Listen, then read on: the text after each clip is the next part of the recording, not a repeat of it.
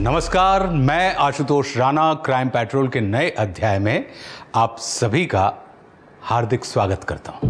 Power व्यक्ति को भ्रष्ट बनाता है और असीमित पावर व्यक्ति को पूर्णतः भ्रष्ट कर देता है। देश सेवा बहुत ही सराहनीय कार्य है, किंतु जब यह सेवा स्वार्थ में बदल जाती है तब दिक्कत शुरू हो जाती है।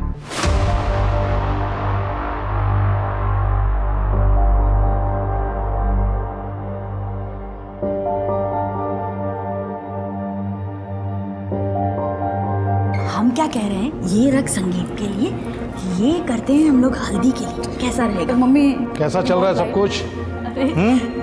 तैयारी कैसी है भैया जी? आज के अपॉइंटमेंट्स बताइए। सबसे पहले एक इनॉग्रेशन में जाना है, उसके बाद आईएएस ऑफिसर शर्मा जी के साथ लंच है क्लब हाउस में, उसके बाद वृक्षारोपण समारोह के लिए चैरिटी ट्रस्ट में जाना है और वहां पर आपको स्पीच देनी है। एक बार देख लीजिए।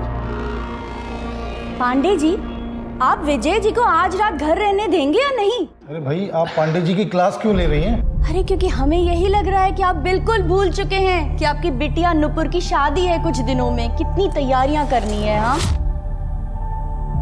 हाँ पापा, आपको एक दिन तो देना ही पड़ेगा। मुझे संगीत के लिए लहंगा लेना है और आपने प्रॉमिस किया था ना कि आप आज मेरे साथ शॉपिंग पे चलोगे। पांडे जी, सारे अपॉइंटमेंट कैंसिल कीजिए, निकलिए ऑफिस के लिए। भैया जी, इतने सारे अपॉइंटमेंट। निकलिए ऑफिस के लिए। जी थैंक यू पापा। बोलो बेटा। नुपुर जी क्या करें आपके लिए, बताइए। गाड़ी निकालो।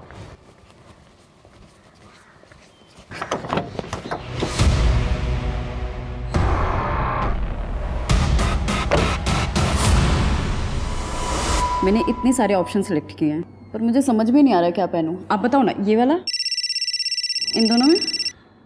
पापा, फिर से पांडे जी का फोन। पांडे जी, मना किया था ना आपको।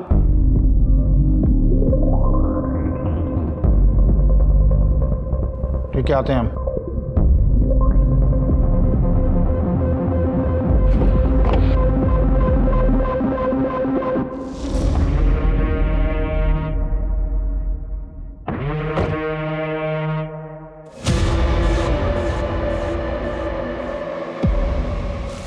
चलो जल्दी।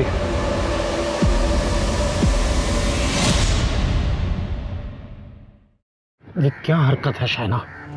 अरे कोई दुआ सलाम नहीं करेंगे हमें आज? मुद्दे की बात करो। हमारे घर तक कैसे पहुंच गई? क्यों, को डर लग गया कहीं आपकी बीवी को ना पता चल जाए? देखो शाइना, हम हर महीने तुमको मोटी रकम देते हैं, पार्टी में तुम्हारी पोजीशन बना के रखी है, तुम्हारे घर का पूरा ख्याल रखते हैं। और क्या चाहिए तुमको? मुझे आप चाहिए, आपका प्यार चाहिए। पर आप तो बिजी हैं अपनी गर्लफ्रेंड में।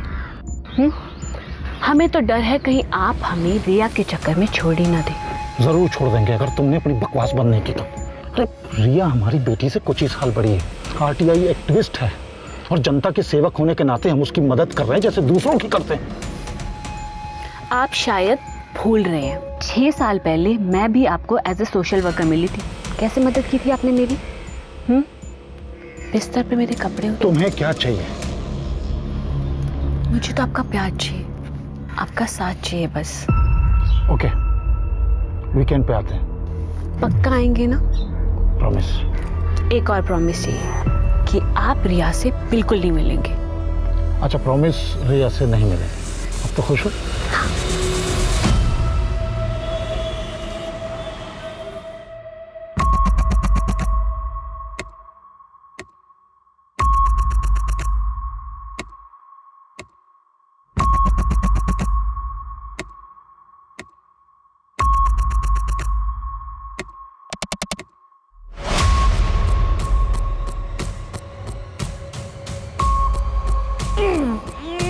त्रिपाठी जी, बात को समझने की कोशिश कीजिए।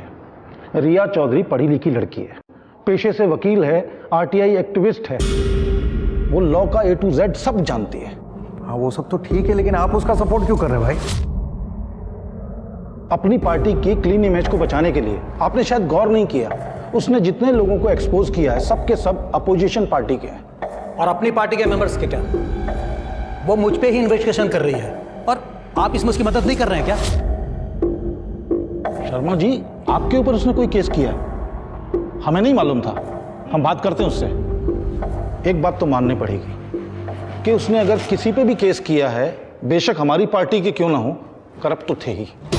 और ऐसा भी नहीं लगना चाहिए कि उसने अपोजिशन पार्टी को टारगेट किया है। त्रिपाठी जी, वैसे मानना पड़ेगा इनको, दोनों तरफ से खेल रहे हैं ये। एक तरफ तो आरटीआई के नाम पर उस लड़की की मदद से अपने दुश्मनों के छक्के छुड़ा रहे हैं, और दूसरी तरफ उसी लड़की के साथ बिस्तर पर गुलछर्रे उड़ा रहे हैं। शर्मा जी, ये सब क्या है? अपनी भाषा पर कंट्रोल रखिए। और आप, वो लड़की, क्या नाम उसका, रिया, उसको जाकर कहिए हमारी पार्टी के लोगों के बीच में ताक झांक बंद करे। क्लियर? और हाँ, एक आखिरी बार हम और बोलेंगे विजय श्रीवास्तव जी, अगर हम फंसे ना तो आपकी वो लौंडिया और आप दोनों खतरे में आ जाएंगे। राहुल, हाँ माँ। बेटा दूध पी ले, वरना ठंडा हो जाएगा। अरे ये क्या हुआ? अगर यही सब करते रहोगे तो अपने गोल तक कैसे पहुंचोगे बेटा? अरे माँ, वो थोड़ा सा स्ट्रेस था, लेकिन अब ठीक हो गया। तुझे स्ट्रेस अरे माँ, कुछ नहीं हुआ है मुझे। देखना, मैं एग्जाम में भी पास हो जाऊंगा और इंटरव्यू भी क्लियर कर लूंगा। क्या हुआ तुझे? कुछ नहीं, देखने एक दिन मैं कलेक्टर जरूर बनूंगा, बाबा का सपना जरूर पूरा करूंगा।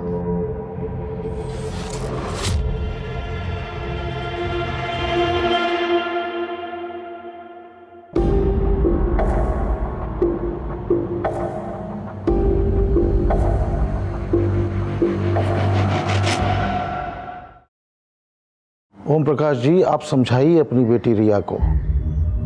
अगर वो ऐसे जिद पे अड़ी रही ना तो बहुत नुकसान होगा उसको भी और हमको भी। उसको समझाइए कि पवन शर्मा और बाकी लोगों के ऊपर से केस हटा ले।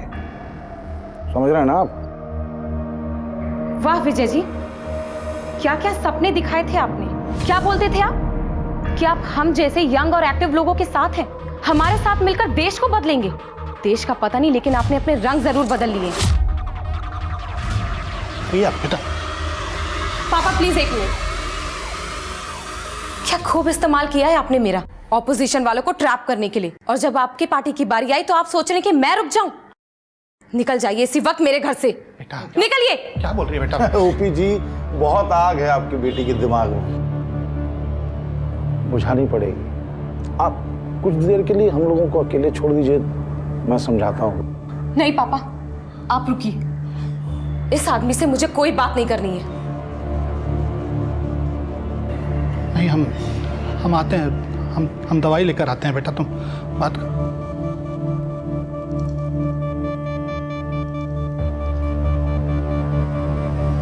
देखो तुम,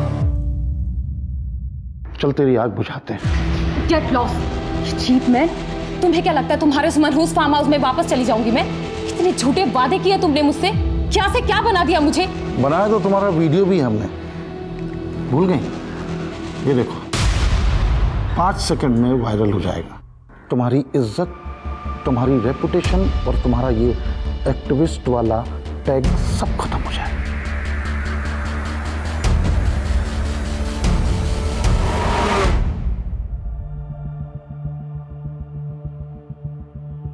कितने दिनों के लिए जा रहे हो तुम इलाहाबाद?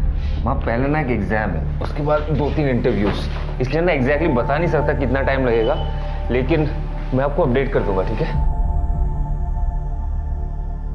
आशीर्वाद दे माँ कि मैं सक्सेसफुल हो जाऊं। मेरा आशीर्वाद हमेशा तुम्हारे साथ है। चलता हूँ।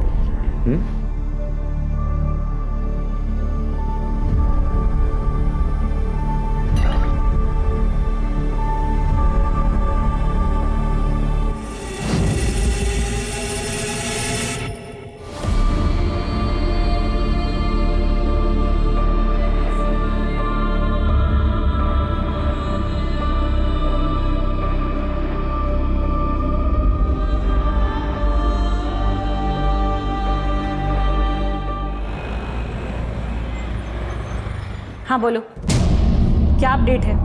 अच्छा नहीं है भैया जी, उसके साथ हर रात फार्म हाउस पे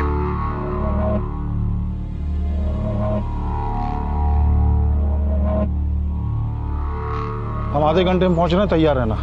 नहीं आऊंगी मैं। क्या बकवास कर रही है? बकवास नहीं है, इसे मेरी वार्निंग समझ। थक गई हूँ तुझसे। अगर तूने मुझ पर और प्रेशर किया ना तो पुलिस में जाके सब कुछ बोल दूंगी। रिया, जो तू कर रही है ना, तेरी इज्जत का जुलूस निकालूंगा सबके सामने में। तुझे जो करना है तू कर ले, मुझे कोई फर्क नहीं पड़ता, समझा?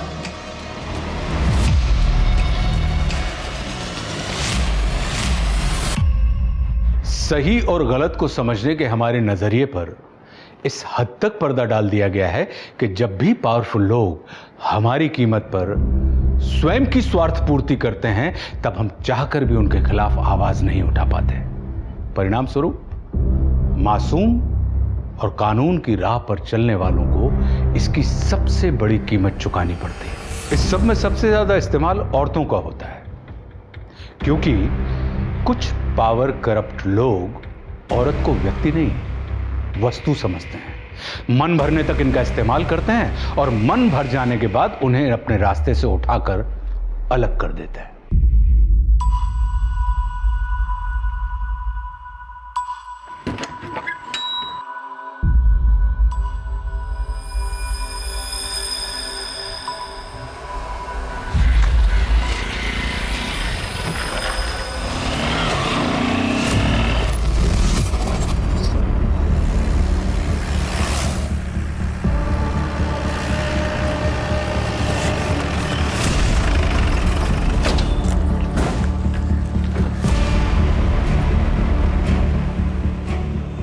पूजा जरा चेक करो। Yes sir. Sir, she is no more. Sharma जरा गाड़ी की अच्छे से तलाशी लो।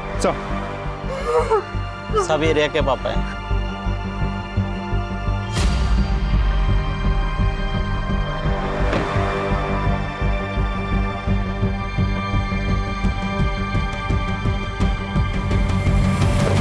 जी सर, जैसे ही पता चलता है मैं तुरंत आपको कॉल करता हूँ। जी जय हिंद सर। सर, रिया एक मीटिंग के लिए जा रही थी जब एक बाइक सवार ने बड़ी बेरहमी से 5 राउंड फायरिंग की। सर, आई विटनेसेस का कहना है कि बाइकर ने एक हेलमेट पहना था जिसका वाइजर डार्क था और बाइक की नंबर प्लेट पूरी ब्लैक थी। सर, 5 बुलेट शेल्स मिल गया। इन सारी बुलेट शेल्स को फॉरेंसिक के लिए भेजो और पूजा बॉडी को पोस्टमार्टम के लिए भेजो। Yes sir. शर्मा जरा आसपास चेक करो, सीसीटीवी है क्या? अगर है तो फुटेज निकलवाओ। Right sir. जल्दी जल्दी।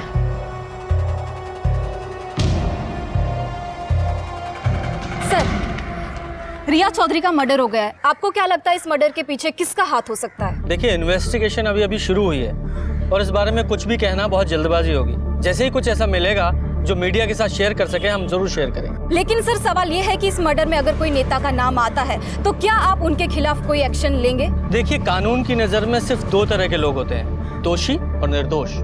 और इस मामले में जो भी दोषी पाया जाएगा उसे सजा जरूर मिलेगी। रिया चौधरी एक जानी मानी आरटीआई एक्टिविस्ट थी। रिया चौधरी बड़े बड़े नामों को इन्वेस्टिगेट कर रही थी, तो क्या उनके मर्डर के पीछे कोई पॉलिटिकल एंगल है? क्या अब इस मर्डर के बाद पुलिस की इन्वेस्टिगेशन की सुई उन नामों पर जाएगी? बताइए। जय श्रीवास्तव को सजा मिलनी चाहिए सर। उसी ने मारा है मेरी बेटी को। विजय श्रीवास्तव? उसने क्या किया? सर, जन्मदिन की बहुत बहुत शुभकामनाएं सर। अरे पांडे जी, अरे भाई इसकी क्या जरूरत थी? हम तो जनता के सर्वेंट हैं, है ना? और जनता की सेवा करना हमारा फर्ज है। सर, एक फोटो चाहिए था। हाँ जरूर। विजय जानता था सर कि रिया उसके रुतबे की तरफ आकर्षित हो चुकी है। वो जानबूझ के धीरे धीरे उसके करीब आने लगा। आरटीआई एक्ट, जिससे एक आम आदमी अपने राइट्स के लिए लड़ सकता है, उन पावरफुल लोगों को एक्सपोज कर सकता है। सर, मैंने आरटीआई फाइल की है, उसकी कुछ रिपोर्ट्स हैं मेरे पास, आप देख सकते हैं।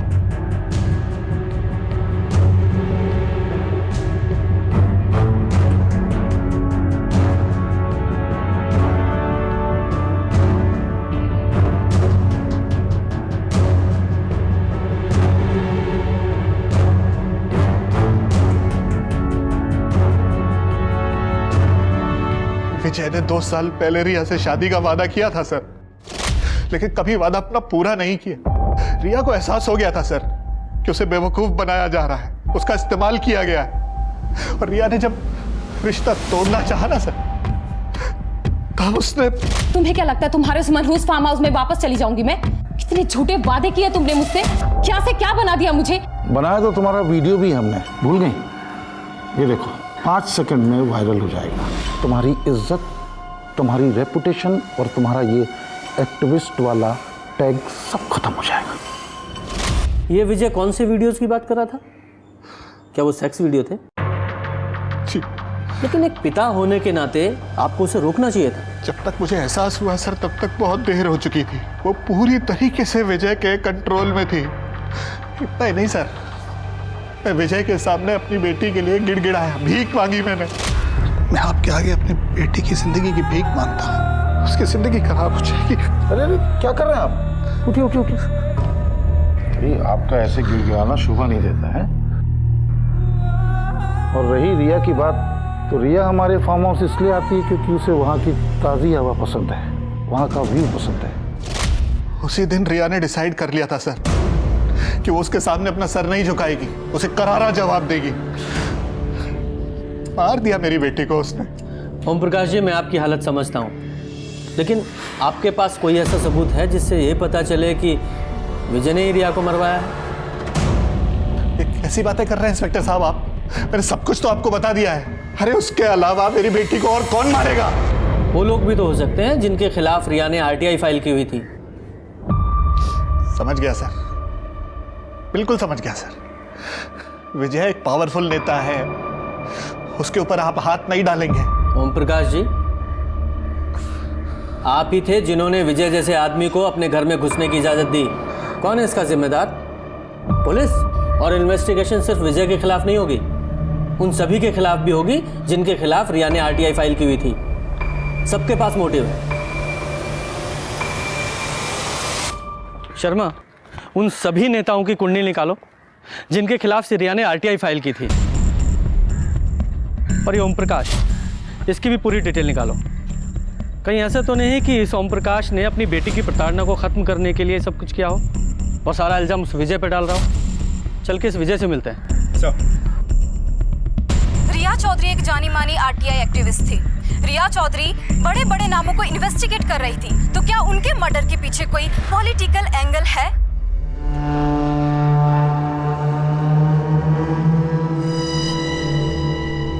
हेलो बंटी, बड़ी प्रशंसा हो रही है मीडिया में तुम्हारी। Good job. कुछ मिला कभी उसको? नहीं नहीं, अगर कुछ मिलेगा भी तो सीधा इशारा नेताजी की तरफ ही जाएगा। मैं और तुम बिल्कुल सेफ हैं। हाँ, ये बात भी ठीक है। अच्छा, मेरा पैसा? पैसे रेडी हैं, जगह बताती हूँ। ठीक है।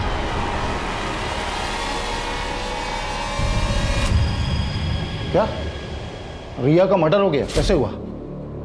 कब हुआ? क्यों, आपको नहीं पता? नहीं, हमारी बेटी की मेहंदी का फंक्शन था तो बिजी थे हम।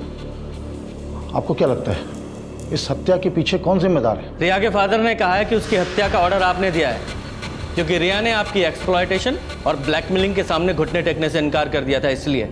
आप हमारे ही घर में खड़े होके हमारे ऊपर ये बेबुनियाद इल्जाम लगा रहे हैं। आप ही बता दीजिए, रिया के साथ आपके कैसे ताल्लुकात थे? उषा दीक्षित, जो हेल्पिंग हैंड एनजीओ चलाती है, उसने हमें रिया से मिलवाया था और उसने कहा था कि उसकी लड़ाई में हम उसकी मदद करें। तो बस एक बार रिया से अपने ऑफिस में मिले थे हम। आरटीआई एक्ट, जिससे एक आम आदमी अपने राइट्स के लिए लड़ सकता है, उन पावरफुल लोगों को एक्सपोज कर सकता है। सर, हमें इस एक्ट के जरिए समाज को करप्शन फ्री समाज बना सकते हैं। Very good.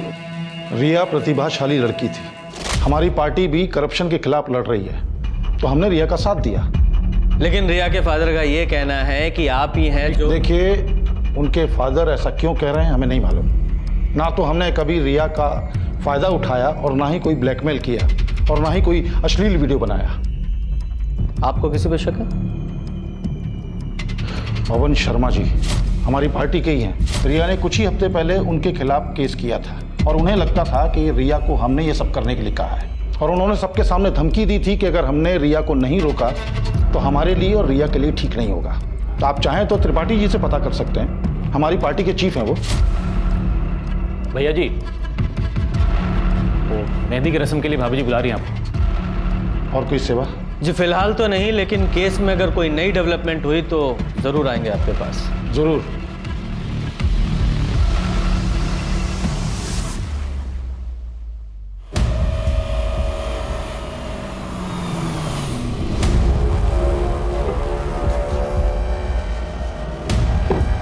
चलो ध्यान रखना, गन भी कहीं पर फेंक देना, और जब तक ये मैटर क्लोज नहीं हो जाता तब तक तुम कानपुर से गायब हो जाओ। ठीक है।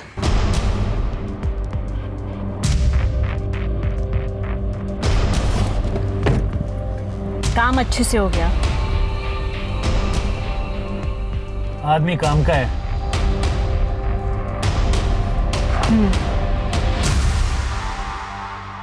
सर, रिया की पोस्टमार्टम रिपोर्ट आ गई है।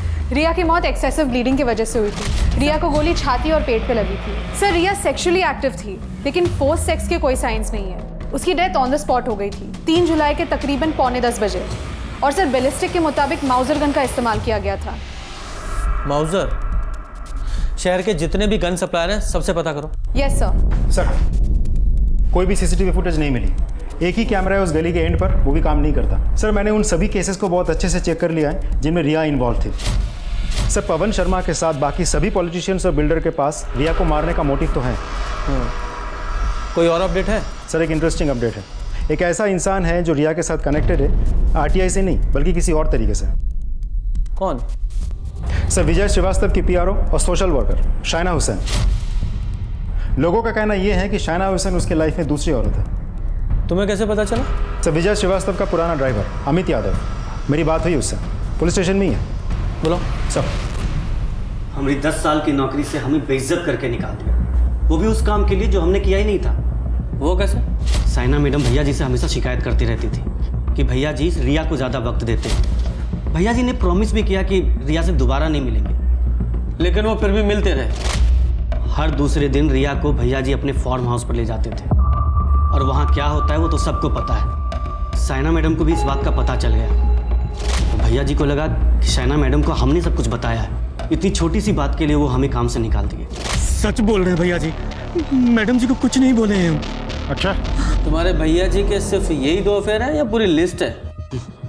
भैया जी केवल भ्रष्ट ही नहीं बल्कि लड़कीबाज भी हैं। 5 साल पहले साइना मैडम थी, 2 साल पहले रिया आई तो उसके पीछे लग गए। अच्छा, एक बात बताओ, तुम्हें ये पता है कि ये शाइना का खबरी कौन है? हमें लगता है पांडे जी। ये विजय श्रीवास्तव का पीए पांडे, वही ना? जी, साइना मैडम के बंगले पर हमने कई बार पांडे जी को आते जाते देखा है। तो पांडे जी का वहाँ होने का कोई मतलब नहीं है, क्योंकि भैया जी साइना मैडम से डायरेक्टली डील करते हैं। इस बात का कोई सबूत है तुम्हारे पास? जी नहीं सर। ठीक है, फिलहाल तुम जाओ। ठीक है सर। शर्मा, ये शाइना और पांडे, इन दोनों के कॉल रिकॉर्ड्स निकालो। अगर ये ड्राइवर अमित सच बोल रहा है तो हो सकता है विजय रिया को ब्लैकमेल कर रहा हो, उसके साथ जबरदस्ती कर रहा हो, क्योंकि रिया के फादर ने भी हमें कहा था कि वो उसे सेक्स वीडियो दिखाकर उसे ब्लैकमेल कर रहा है। साइबर सेल में जाओ और विजय का आईपी एड्रेस निकालो और चेक करो कि इसने ईमेल में या क्लाउड में इस तरह का कोई मटेरियल सेव करके तो नहीं रखा है। सर, मुझे राहुल को याद दिलाना है कि कुछ ही दिनों में आपकी पहली बरसी है। वैसे मुझे उसे याद दिलाने की कोई ज़रूरत नहीं। हम दोनों तो दिन रात उस दिन को ही याद करते हैं। ऐसा लगता है जैसे कि कल की ही बात। गुरुजी, आपसे बहुत कुछ सीखने को मिलता है। आप सब सब्जेक्ट एकदम आसान बना देते हो। तुमको समझ में आया जो आज हमने क्लास में? ठीक है, उसको फिर से रिवाइज कर लेना। प्रणाम। खुश रहो बेटा, खुश रहो। क्यों बे? बुढ़ापे में जवानी छा रही है तुझे?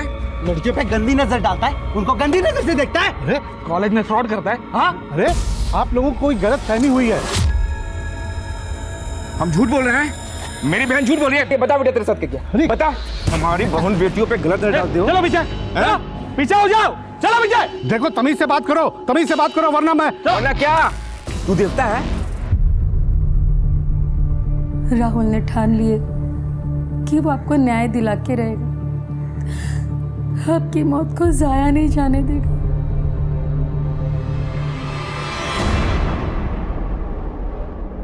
देखो तुरंत ये एफिडेविट रेडी करो, मुझे जल्द से जल्द कोर्ट में सबमिट करना है, और कुछ भी हो मुझे फ़ोन करो। ओके। अच्छा, कानपुर कब वापस आ रहे हो? बस 1-2 दिन लगेगा। क्यों, क्या हुआ? सब ठीक ठाक तो है? एंटीसिपेटरी बेल लेना होगा हमको। क्यों, क्या हुआ? एक मर्डर केस है, सस्पेक्ट बना दिया हमको। आप बिल्कुल भी चिंता मत करो भैया जी, मैं प्रोसेस स्टार्ट करवा देता हूँ। ठीक है जी सर, मुझे अभी अभी पता चला। Sure sir. Jain sir.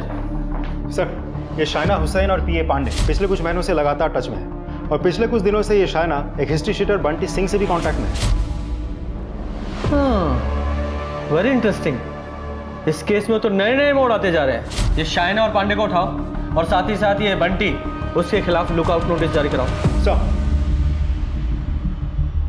Shaina जी, अल्ताफ बंदूक वाला आपकी बहुत तारीफ कर रहा था, कह रहा था बंदूक खरीदते वक्त आपने उसके साथ कोई बार्गेन ही नहीं किया। आप किस अल्ताफ की बात कर रहे हैं? और मैंने कोई भी गन खरीदने की कोई बात नहीं करी। वही गन की बात कर रहा हूँ जिस गन से रिया का मर्डर हुआ, ठीक वैसी ही गन आपने खरीदी थी। ये आप कैसी बातें कर रहे हैं जिसका कोई सर पैर ही नहीं है? और भला मैं रिया को क्यों मारने की कोशिश करूंगी? आपके कॉल रिकॉर्ड्स हैं, अच्छे से चेक कीजिए। बंटी सिंह एक हिस्ट्री शीटर।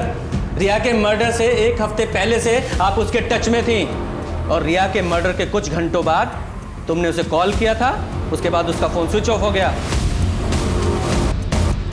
मैडम, आपकी ये पीआर स्किल्स पुलिस स्टेशन में नहीं चलेंगे, सीधे सीधे बताइए वरना क्या इंस्पेक्टर, आप मेरे कनेक्शंस जानते नहीं अभी। ऐसी जगह ट्रांसफर करवाएंगे ना कि फैमिली की शक्ल दिखने को तरस जाओगे, समझे? मेरे पुलिस स्टेशन में मुझे धमकाएगा?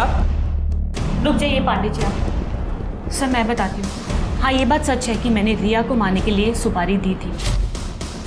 वो इसलिए क्योंकि रिया की वजह से विजय जी ने मुझसे मिलना बंद कर दिया था, और मुझे लगा कहीं वो मुझे अपनी ज़िंदगी से बाहर ही ना निकाल दे। इसलिए मैंने सोचा कि मुसीबत की जड़ कोई बाहर फेंक देते हैं। चुप, बकवास कर रही है, भैया जी को फंसाने की साजिश कर रही है।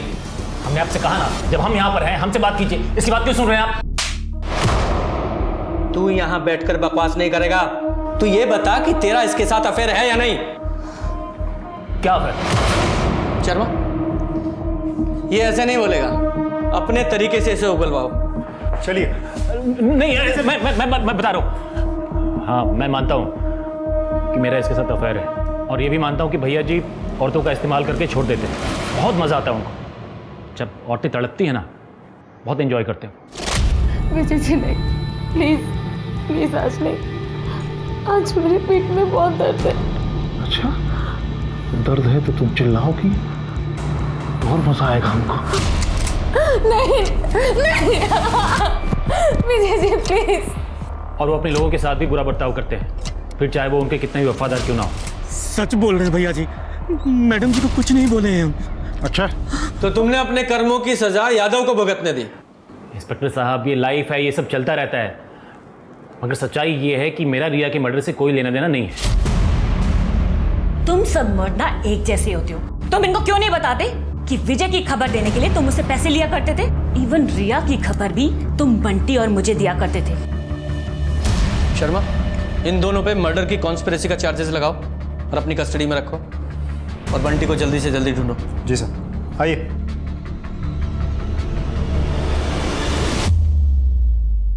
भैया जरा एक पान लगाना, बनारसी लगाना।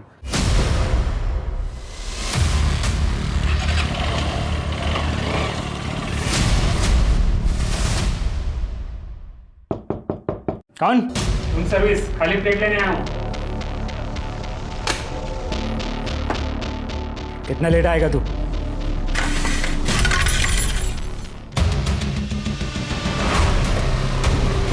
अरे मैंने कुछ नहीं किया सर, मैंने कुछ नहीं किया सर। चलो सर, खड़े रहे चुपचाप। सर, ये बंदूक मिली। बंटी ने कहा कि उसने रिया का खून नहीं किया, वो रिया को अगले दिन मारने वाला था। लेकिन उसका कत्ल हो जाने के बाद शाइना को लगा कि बंटी ने अपना काम पूरा कर दिया है। बंटी को शाइना पहले ही 25,000 रुपए एडवांस दे चुकी थी, और अब काम हो जाने पर उसने बंटी को तय की हुई रकम यानी 1 लाख रुपए दे दिए, जिसे बंटी ने बिना कुछ कहे ले भी लिया। पुलिस की जांच में पता चला कि लेकिन बंटी के घर से जो गन मिली थी वो रिया के कत्ल में इस्तेमाल नहीं हुई थी। तो क्या इन दोनों हत्याओं के बीच में कोई लिंक था? अगर हां तो क्या था वो लिंक? लेकिन सर मुझे समझ में नहीं आ रहा इन दोनों में कनेक्शन क्या हो सकता है। श्याम गुर्जर तो एक गुंडा है जो कि रूलिंग पार्टी का मेंबर है और हफ्ता वसूलने के लिए बहुत फेमस है। काफी दिनों तक तड़ीपार भी था। तो तुम्हारे कहने का मतलब है कि एक ही गन 2 कातिलों ने अलग अलग लोगों को मारने के लिए किराए पर ली। पहले बंटी ने रिया को मारने के लिए, फिर किसी और ने श्याम को मारने के लिए। सर ऐसा होने के चांसेस तो कम है। सर न्यूज ऑन कीजिए। कानपुर शहर के जाने माने वकील मेहुल रस्तोगी की दिन दहाड़े दिल्ली हाईकोर्ट के बाहर गोली मारकर हत्या कर दी गई है। आज उनके पार्थिव शरीर को कानपुर में लाया गया है। तो चलिए इस मौके पर विजय श्रीवास्तव जी का क्या कहना है जानते हैं। सच पूछिए तो हमें यकीन ही नहीं हो रहा है कि मेहुल अब हमारे बीच नहीं रहे। वो एक काबिल वकील होने के साथ साथ हमारे एक अच्छे दोस्त भी थे। It's a big loss for me. Sharma, Delhi police को फोन करो और पता करो मेहुल की कौन से गन से हत्या हुई है। पूछो कि कोई बुलेट शेल मिले हैं क्या, क्योंकि ये भी विजय का दोस्त था। इससे पहले रिया, उसका मर्डर हुआ, वो भी इसकी गर्लफ्रेंड थी, और वो श्याम, वो भी इसकी पार्टी का गुंडा था। तीनों का कनेक्शन इस विजय से है। हो ना हो इन तीनों मर्डर का कनेक्शन इस विजय के पास्ट से है। इसके पास्ट की पूरी कुंडली निकालो, बहुत बारीकी से जांच करो। चलो।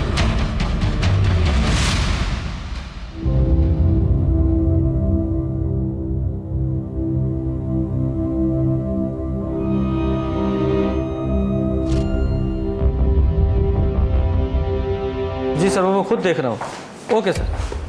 सर 6 महीने पहले प्रोफेसर शशि ठाकुर के मर्डर केस में श्याम गुर्जर को बेल मिली थी। तो उस केस का इससे क्या संबंध है? सर मेहुल रस्तोगी वो वकील है जिसने श्याम गुर्जर को जेल से बाहर निकाला था, और तब इस मर्डर केस में एक नया नाम सामने आया था, विजय श्रीवास्तव। क्या? विजय श्रीवास्तव? जी सर, इस मर्डर केस में 2 और भी अक्यूज थे, भोला और गगन।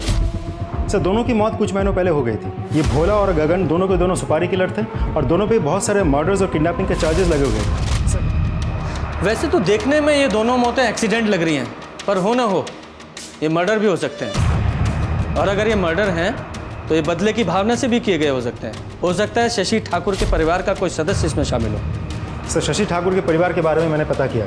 प्रोफेसर शशि ठाकुर की मौत के बाद उस घर में अभी उनकी बीवी और बेटे रहते हैं। उन दोनों माँ बेटों को पुलिस स्टेशन में बुलाओ, तब तक मैं इस विजय श्रीवास्तव से मिलता हूँ। जी सर। ये सब झूठ है। शशि ठाकुर के मर्डर से हमारा कोई लेना देना नहीं है। तो फिर शशि ठाकुर मर्डर केस में आपका नाम क्यों आया था? देखिए, शशि ठाकुर ने क्लेम किया था कि उसने एक बहुत बड़े स्कैंडल का भांडा फोड़ दिया है। गवर्नमेंट ने यूनिवर्सिटी की एक्टिविटी के लिए एक बहुत बड़ा फंड रिलीज किया था। उसका इल्जाम था कि वो फंड रिसर्च और स्पोर्ट्स में ना देके हमने अपने पर्सनल फायदे के लिए यूज किया। बाद में कमेटी ने उस दावे को झूठा साबित कर दिया और उसके बाद मालूम पड़ा कि यूनिवर्सिटी के अकाउंटेंट से कैलकुलेशन में कुछ गलती हुई थी। देखिए विजय जी, आप मेरी बात शायद समझ नहीं पा रहे हैं। अगर मैं आपकी जगह होता तो मुझे अभी अपनी जान की फिक्र होती। क्यों? वो इसलिए क्योंकि शशि ठाकुर मर्डर केस में जो तीनों अभियुक्त थे, भोला, गगन और श्याम, और वो मेहुल जिसने उन तीनों अभियुक्त को छुड़ाया था, जो आपका भी दोस्त था, सबकी मौत हो चुकी है। और आपकी गर्लफ्रेंड रिया, उसका भी मर्डर हो गया है। अब ये मत कहिएगा कि रिया आपकी गर्लफ्रेंड नहीं थी, क्योंकि हमें अच्छी तरह से पता है कि वो थी। रिया को क्यों मारा? उसका इससे क्या लेना देना था? क्योंकि रिया आपके करीब थी, और शाइना को जब हमने पकड़ा तो उसने कहा कि रिया को मारने की सुपारी उसने दी थी, और जब हमने उस सुपारी किलर को पकड़ा तो उसका कहना था कि उसने रिया को नहीं मारा। 1 मिनट के लिए हम मान लेते हैं कि वो सही बोल रहा है, तो फिर रिया को मारने वाला कौन हो सकता है? वही आदमी जिसने बाकी सबको मारा है। आपके लिए वार्निंग है, सुरक्षित रहिए और चौकन्ना भी।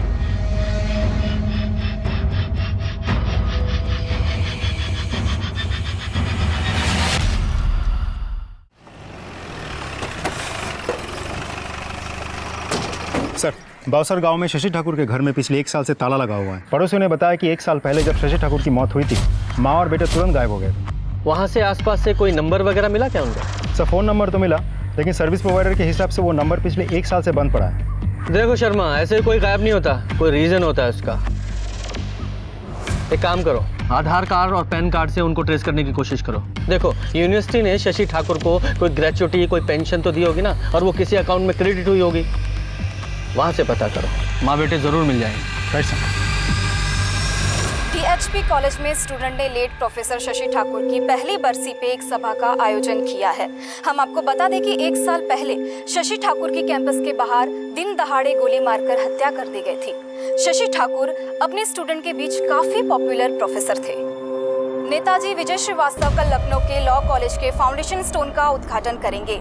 ये लॉ कॉलेज उनके दोस्त मेहुल रस्तोगी की याद में बनाया जा रहा है, जिनकी हत्या दिल्ली। सर, शशि ठाकुर का एड्रेस मिल गया है। कहाँ का है? कानपुर का ही है, हिदवाई नगर। चलो।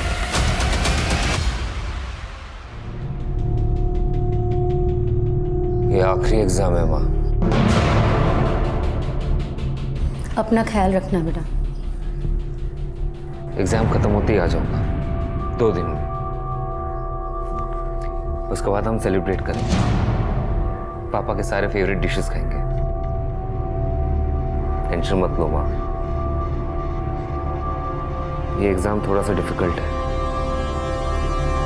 चलता हूँ।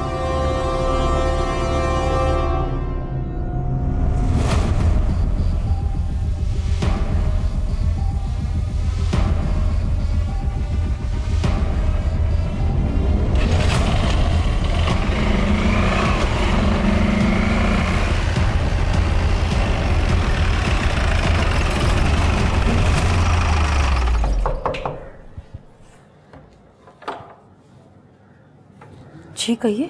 आपके पति की मौत के सिलसिले में आपसे बात करनी है। शशि को पता चल गया था कि यूनिवर्सिटी के फंड्स को विजय श्रीवास्तव अपने लिए इस्तेमाल कर रहा था, और आपके पति ने उस बात का खुलासा करने की कोशिश की। बिल्कुल नहीं, बल्कि वो तो पहले विजय श्रीवास्तव से बात करने गए थे। ये भूल जाइए कि इस स्कैम में हम शामिल थे या नहीं थे। सिर्फ अपने भविष्य की चिंता कीजिए। अगर अभी का अभी इस मैटर को आपने नहीं क्लोज किया तो अपने करियर से और अपने जॉब से दोनों से हाथ धो बैठोगे। क्या कर रहे हो शशि? बस हो गया। मैंने वाइस चांसलर और सभी न्यूज़ चैनल्स को सारे प्रूफ सेंड कर दिए। अब देखते हैं किसके पास कितने दिन बचे। शशि, कोई प्रॉब्लम तो नहीं होगी ना? रचना, तुम चिंता क्यों कर रही हो? अच्छे लोगों के साथ सब अच्छा होता है। शशि की मौत एक प्लान मर्डर थी। उनके स्टूडेंट्स लोगों ने कातिलों को देख लिया और विटनेस बन गए। उनके बयान पर उन तीनों कातिलों को और साथ ही साथ विजय श्रीवास्तव को भी गिरफ्तार कर लिया गया। पर कोर्ट में हियरिंग के बाद उन स्टूडेंट्स के गवाह को बदल दिया गया। विजय श्रीवास्तव के वकील ने 100 नकली विटनेसेस तैयार किए और उनके बयान पर यह कहा गया कि वो तीनों कातिल अलग अलग राज्यों में थे, अलग अलग जगहों पर थे, और सारे एविडेंसेस मिटा दिए गए, सबको बरी कर दिया गया। आज वो सब अपने परिवार में बहुत खुश हैं, पर हमारा क्या? कौन कहता है कि वो सब खुश हैं? विजय श्रीवास्तव के अलावा सबकी मौत हो चुकी है, यहाँ तक कि उनके वकील मेहुल का भी मर्डर हो गया है। क्या? मुझे इन सब के बारे में कुछ नहीं पता, पर सच कहूँ तो जो हुआ अच्छे के लिए हुआ। उन्हें अपने कर्मों की सजा मिल गई। कर्मों की सजा नहीं मिली है, आपने और आपके बेटे ने मिलकर प्लान किया है और प्लान करके मर्डर किया है सबका। ये आप क्या कह रहे हैं? ऐसा बिल्कुल भी नहीं है। अरे मेरा बेटा तो कलेक्टर की तैयारियां कर रहा है। अच्छी बात है, तैयारी कर रहा है, लेकिन आप लोगों ने बाउसर क्यों छोड़ा? वो राहुल की यूपीएससी की एग्ज़ाम और कुछ गवर्नमेंट एग्जाम्स हैं जिनकी कोचिंग क्लासेस यहीं पर है, इसीलिए हम यहाँ शिफ्ट हो गए। अभी राहुल कहाँ है? वो एग्ज़ाम देने गया हुआ है। कहाँ? मुझे नहीं पता, और ना ही उसने मुझे कुछ बताया। आपको पूछना चाहिए था। आपका बेटा राहुल 5 मर्डर का प्राइम सस्पेक्ट है। अगर उसे नहीं रोका गया तो वो छठा खून भी करेगा। सर, रचना से हमें राहुल का जो नंबर मिला था वो नंबर तो स्विच ऑफ आ रहा है, लेकिन 5 मर्डर्स के वक्त वो नंबर हर बार उसी लोकेशन पे एक्टिव था। ये देखिए सर, इसका तो एक ही मतलब बनता है, मर्डरर राहुल ठाकुर ही है। और उसके माँ के हिसाब से आज वो अपना लास्ट एग्ज़ाम देने गया है। लास्ट एग्ज़ाम मतलब विजय श्रीवास्तव? ये हो ना हो राहुल विजय श्रीवास्तव को टारगेट करेगा, और विजय श्रीवास्तव जब लखनऊ में रैली के लिए खुले में बाहर आएगा तब वो उस पर हमला कर सकता है। शर्मा, एक काम करो, तुरंत लखनऊ के लिए निकलो, फिर राहुल का पकड़ा जाना बहुत ज़रूरी है। Right sir.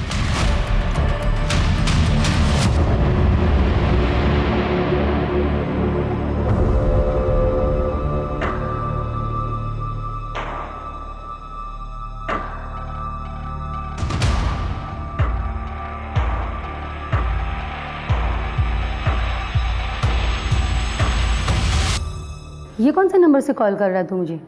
अरे वो माँ, मेरा फ़ोन ख़राब हो गया है, इसलिए किसी और का फ़ोन लेके फ़ोन कर रहा हूँ। अच्छा, एग्जाम्स होगी तेरी? अब एग्ज़ाम तो कल है ना। एक काम कर, एग्जाम होते ही ना सितारा लॉज आ जाना, फिर रात को वहीं रुकेंगे और अगले दिन दार्जिलिंग के लिए निकल जाएंगे। क्या है ना, वो सितारा लॉज से स्टेशन नज़दीक है ना, इसीलिए। ये सब कब प्लान कर लिया तुमने? और दार्जिलिंग क्यों? तू ही तो चाह रहा था कि हम सेलिब्रेट करें, इसलिए मैंने सोचा कि हम दार्जिलिंग चल के सेलिब्रेट कर दें। ठीक है, जैसे आप कहो। अच्छा, रखता हूँ मैं अभी। ठीक है बेटा।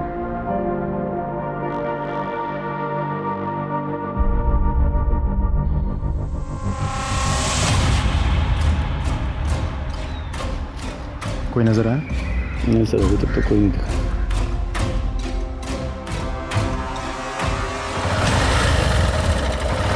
अरे नेताजी आ गए।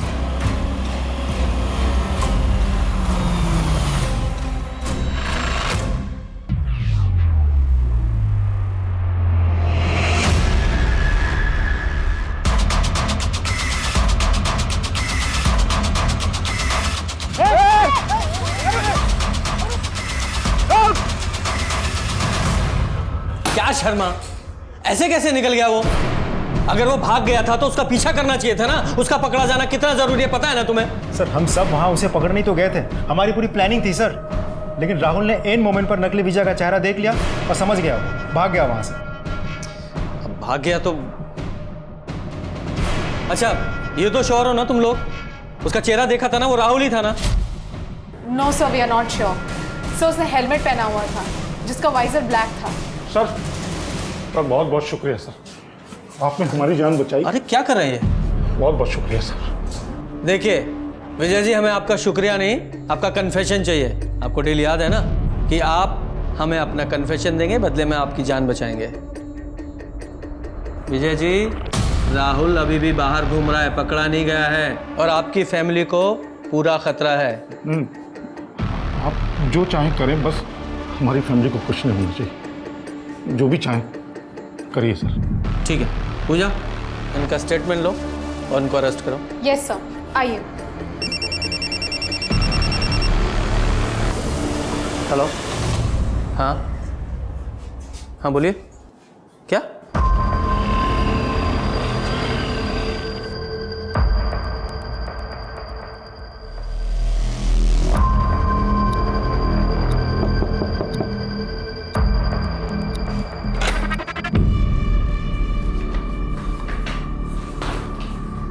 अरे क्या हुआ? एग्जाम अच्छा नहीं हुआ क्या? बहुत बुरा हुआ है माँ। कोई बात नहीं, दोबारा दे देना। मैंने ना खाने का ऑर्डर दिया हुआ है, बस अभी आता ही होगा। खाना खा के आराम कर लेना, ठीक लगेगा। लगता है खाना।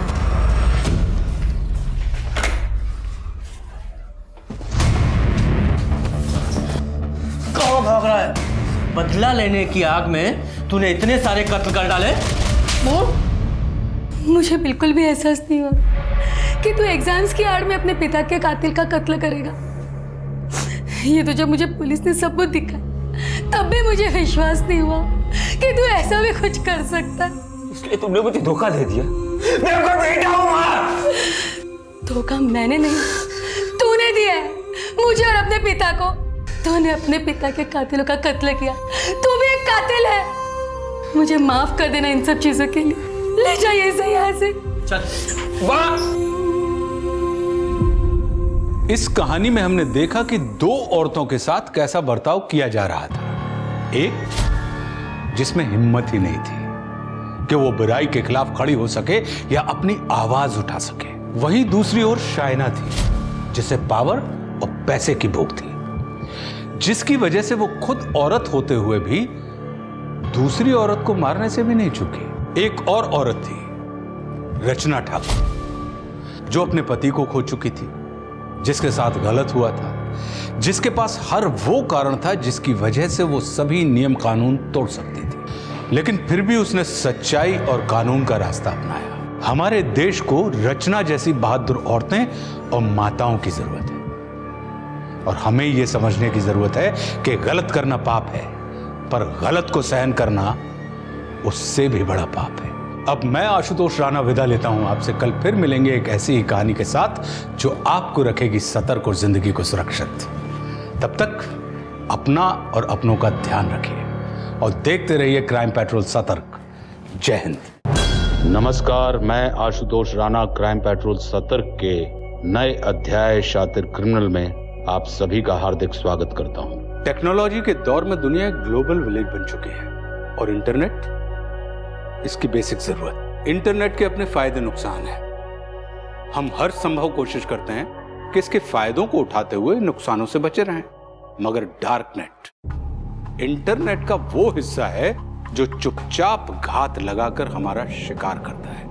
इसका दखल हमारी जिंदगी में इतना ज्यादा है कि हम किसी भी समय खुद को अपराध और अपराधियों के बीच में पा सकते हैं, या तो एक पीड़ित के रूप में या एक अपराधी के रूप में। हमारा आज का केस पंजाब में बसे हुए एक ऐसे ही शहर का है जो टेक्नोलॉजी के इस युग में धोखे के ऐसे ही जाल पर प्रकाश डालता है।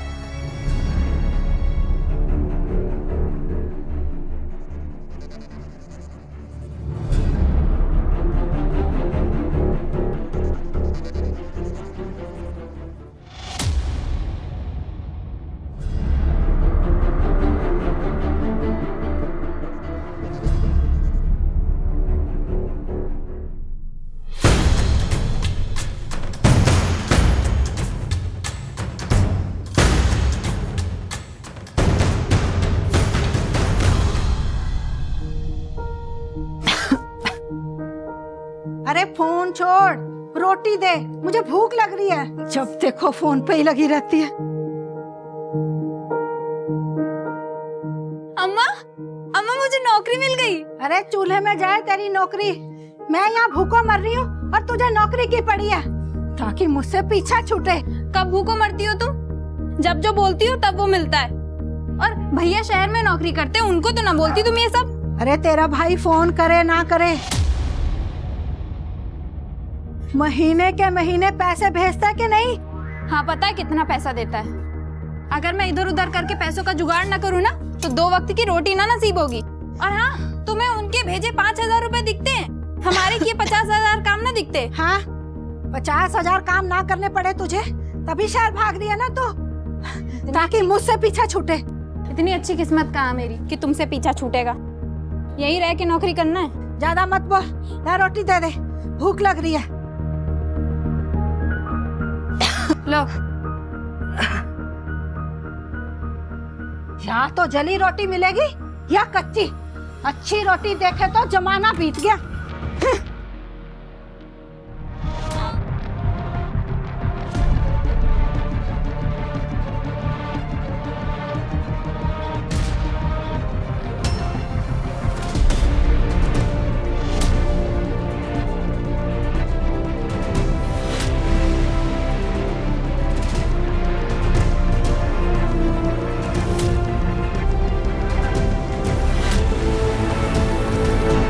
साहब 3 दिन हो गए मेरी बेटी को गायब हुए, आप लोग उसे ढूंढ क्यों नहीं रहे हैं? पता किया तुम्हारा और तुम्हारी बेटी के बारे में। जीना हराम क्या हुआ था तूने उसका, और तुम्हें छोड़ के चली गई होगी कहीं वो।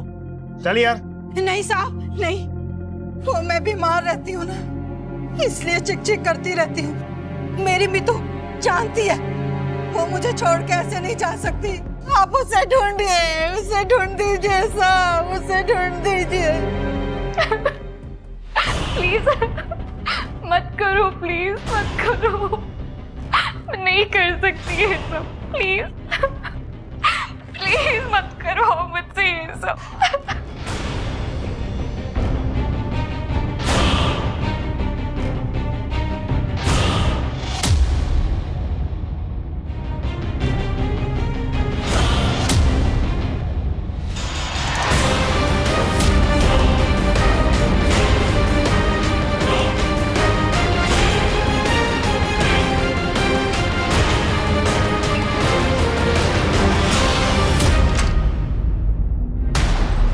अमृता,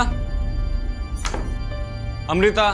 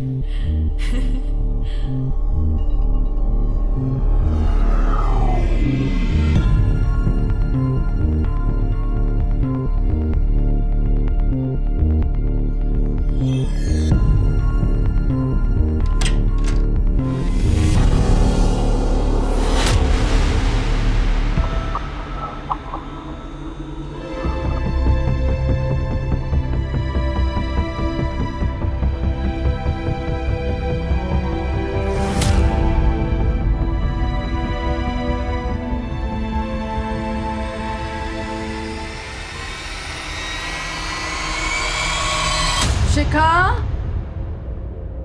शिखा, बेटा ब्रेकफास्ट कर लो। रात में भी तुमने कुछ नहीं खाया था। शिखा, ये लड़की भी ना क्या करती है।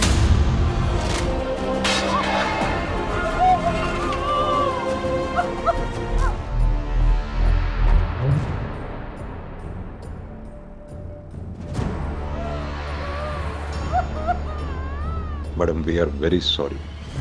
आपने आखिरी बार कब देखा था शिखा को? रात को कमरे में जाने से पहले उसे कुछ काम करना था और उसने खाना भी नहीं खाया था। जब सुबह ब्रेकफास्ट लेकर उसके कमरे में गए तो शिखा परेशान थी किसी वजह से?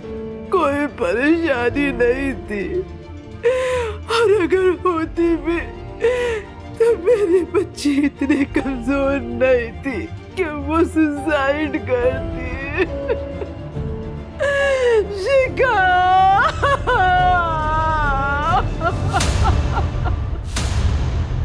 सर ऐसे केसेस में हर माँ बाप यही कहता है कि उसका बच्चा सुसाइड नहीं कर सकता। इस केस में भी सारे साइन इसी तरफ इशारा कर रहे हैं कि माँ बाप भी क्या करें सिंह, बच्चे जो बताते हैं जो दिखाते हैं माँ बाप उतना ही जानते हैं। बच्चों की जिंदगी में क्या चल रहा है माँ बाप से ज्यादा तो बच्चों के दोस्त और रिश्तेदार ज्यादा जानते हैं। आप सही कह रहे हैं सर। जब तक शिखा की माँ बात करने की पोजीशन में आती है मैं आसपास के लोगों से शिखा के बारे में पता करने की कोशिश करता हूँ।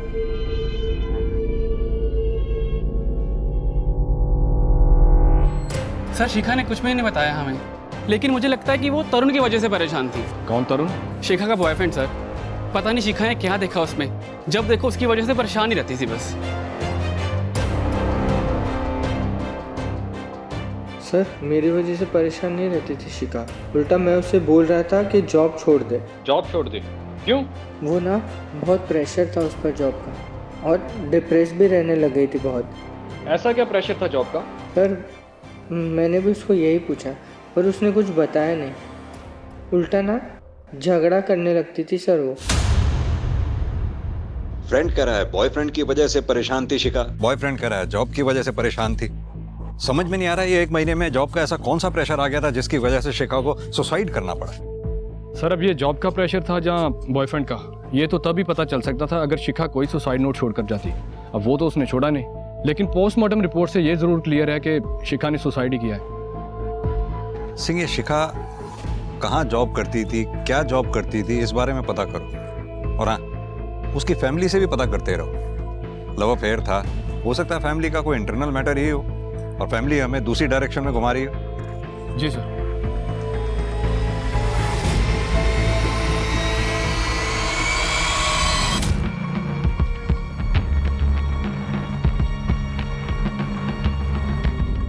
बेटा मैं जानती हूँ कि तुम्हारी नौकरी है, पर मीतू तुम्हारी बहन है।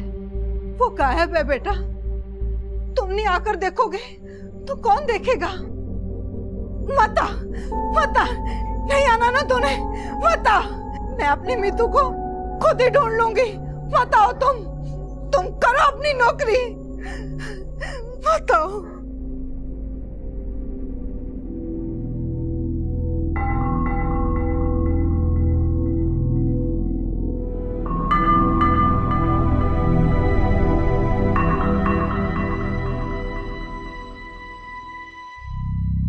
आप ठीक तो हो ना? क्यों? मुझे क्या हुआ है? नहीं, कुछ नहीं हो। आपके कितने भी दोस्त घर पे हैं, मुझे कोई प्रॉब्लम नहीं, लेकिन वो शेखर, आपको पता है ना कि मेरे को पसंद नहीं है, तो आप क्यों मिलती हो उससे? मुझे अच्छा लगता है इसलिए मिलती हूँ। लेकिन अमृता। विवेक, तुम्हें ऑफिस जाने की देर हो रही है ना, जाओ ऑफिस जाओ, ये फालतू की बातों में मत पड़ो। मैं कोई बच्ची नहीं हूं कि तुम मेरी टेंशन लोगे। अगर मैं तुम्हें संभाल सकती हूँ ना, तो मैं शेखर को भी संभाल सकती हूँ।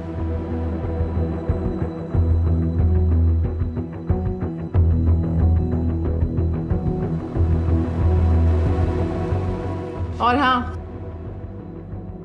रात को देर तक जागा मत करो मेरे लिए, सो जाया करो।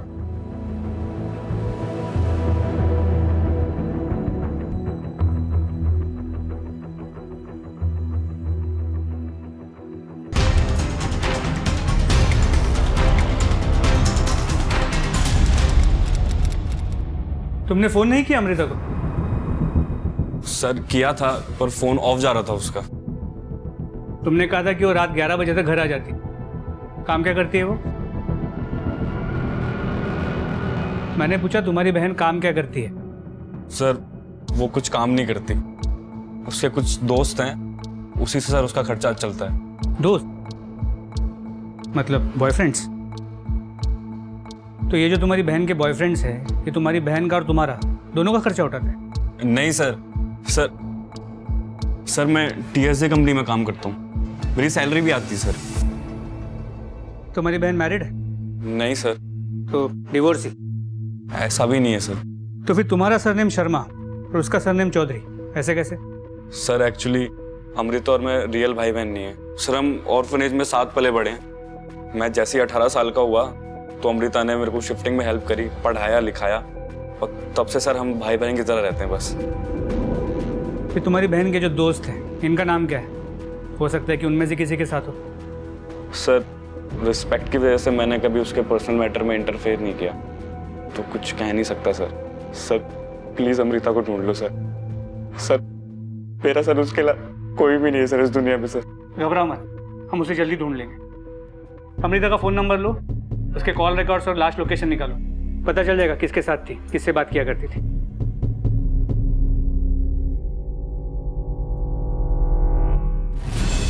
सर इस कूलियो ऐप के लिए काम करती थी शिखा। क्या काम करती है ये कूलियो ऐप? सर वही पता करने के लिए डाउनलोड किया था। इसे ओपन करते ही ये साइन इन की ऑप्शन मांगता है, और जब हम साइन इन करते हैं तो ये देखिए, ये एरर दिखाना शुरू कर देती है। लेकिन फिर भी हम पता करने की कोशिश कर रहे हैं कि आखिर ये ऐप क्या काम करती थी। इंटरनेट पर तो कोई भी स्पेसिफिक इन्फॉर्मेशन नहीं है इस ऐप के बारे में। एक काम करते हैं सी, शिखा की फैमिली से बात करके देखते हैं, क्या पता उन्हें पता हो इस ऐप के जरिए शिखा क्या काम करती थी, या फिर ये ऐप क्या काम करती है। एक बार अगर शिखा की कंप्यूटर से एक्सेस हमें मिल गई तो शायद हमें इस ऐप पे लॉगिन करने में आसानी हो। आओ मेरे साथ।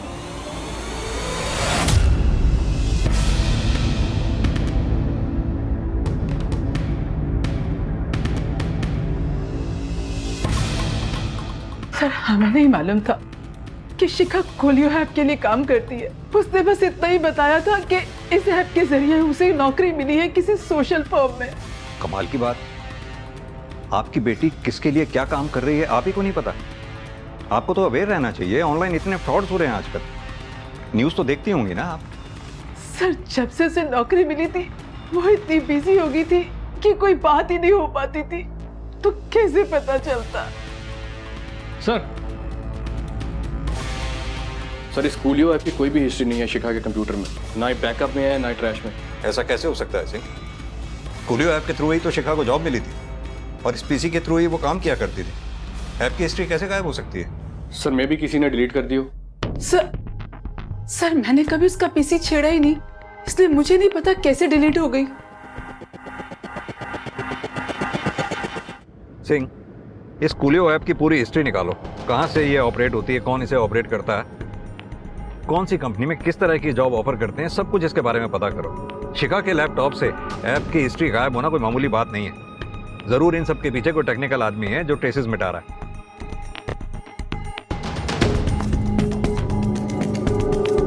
एक तो रात भर जुगनू की तरह इस मरे कंप्यूटर पे लगी रहती है, नींद खराब करके रखी हुई है मेरी, सोने भी नहीं देती। पता नहीं कहाँ से लेके आई है ये मरक कंप्यूटर। सोऊं भी तो कैसे।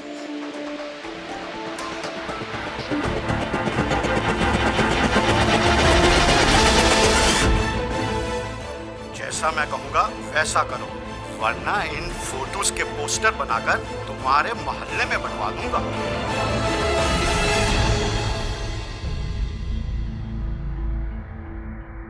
सर मेरी अपनी जिंदगी है, अमृता के साथ नाम जोड़कर क्यों बदनाम कर रहे हैं मुझे? सर अमृता के लिए मैं टाइम पास था और वो मेरे लिए टाइम पास थी। हम दोनों के बीच में कुछ सीरियस नहीं था, तो मेरा कुछ लेना देना है ही नहीं उसके गायब होने से सर। अच्छा तो तुम अकेले रहते हो, मतलब कोई गवाह नहीं होगा कि तुम रात भर घर पे थे? तो उससे क्या हुआ? अब अकेला रहता हूँ तो रहता हूँ, क्या करूँ? कल रात तुम मिले थे अमृता से? नहीं, मगर हम मिलने वाले थे कॉफ़ी हाउस में। मैं गया भी था वहाँ पर, मगर वो वहाँ आई नहीं। मैंने आधा घंटा वेट किया और चला गया वहाँ से। अमृता के कॉल रिकॉर्ड के मुताबिक कल रात वो कॉफ़ी हाउस गई थी। सच कह रहे हो ना कि नहीं मिले थे? कैसी बातें कर रहे हैं सर आप? मैंने बोला ना मैं अमृता से नहीं मिला। इतनी ऐठन मत दिखा, अपनी ज़बान और आवाज़ को काबू में रख। हम बेकाबू हो गए ना, बहुत भारी पड़ेगा तुम्हें। वैसे बर्दाश्त तो नहीं होता होगा ना अमृता को दूसरे मर्दों के साथ देखना? मुझसे क्या बर्दाश्त होता था वो छोड़ो, अमृता के उस मुंह बोले भाई से पूछो, क्या उसे बर्दाश्त होता था? क्या मतलब? भाई बनकर जमाई बनना चाहता था वो विवेक। रोज देखता था नए नए लड़कों के साथ उसको। आप ही बताइए कौन सा ऐसा भाई है जो अपनी ही बहन को ऐसी नजरों से देखता है? क्या बकवास है सर ये सब? सर दीदी को शेखर से मिलने के लिए मैंने मना किया था क्योंकि वो अच्छा इंसान नहीं है, और ये बात शेखर भी जानता है, इसलिए वो उल्टी सीधी बातें कर रहा है आप लोगों से मेरे बारे में। कौन किसके बारे में क्या उल्टी सीधी बातें कर रहा है ये पता लगाना हमारा काम, और वो हम पता लगा कर रहेंगे, चाहे वो तुमसे पता चले या शेखर से पता चले या फिर उस अनाथ आश्रम से पता चले जहाँ पे अमृता ने अपनी ज़िंदगी की शुरुआत की। सर अनाथ आश्रम, वहाँ से क्या पता चलेगा सर आपको? क्यों, कोई दिक्कत? नहीं सर, कोई दिक्कत नहीं है, पर अनाथ आश्रम छोड़ के काफ़ी टाइम हो चुका है और दीदी को तो मुझसे भी ज़्यादा, तो वहाँ से क्या ही पता चलेगा सर आपको? उसकी टेंशन तुम मत लो, वो हम देखेंगे कि हमें क्या पता चलता है। तुम बस एड्रेस। सर मैं तो 2 साल पहले यहाँ पे आया हूँ और अमृता विवेक तो पहले ही जा चुके हैं, उनके बारे में मुझे नहीं पता। तो आपसे पहले जो यहाँ वार्डन थे शायद उन्हें पता होगा, वो कहाँ है आजकल? रघुनाथ जी, उनकी जगह पे मैं आया हूँ, ना ही उनका नंबर है मेरे पास, ना ही पता है मेरे पास। ठीक है, थैंक यू। Thank you. ये जो पुराने वार्डन थे रघुनाथ, उन्हें ढूंढना पड़ेगा, उनसे बात करना बहुत ज़रूरी है। तेजिंदर तुम सभी हॉस्पिटल्स और मॉल्स को चेक करो, हो सकता है अमृता के साथ कोई हादसा हो। फिक्स। हेलो, ठीक है। अमृता की मोबाइल की लास्ट लोकेशन तालाब के पास की, उस एरिया को अच्छे से स्कैन करो। ठीक है सर।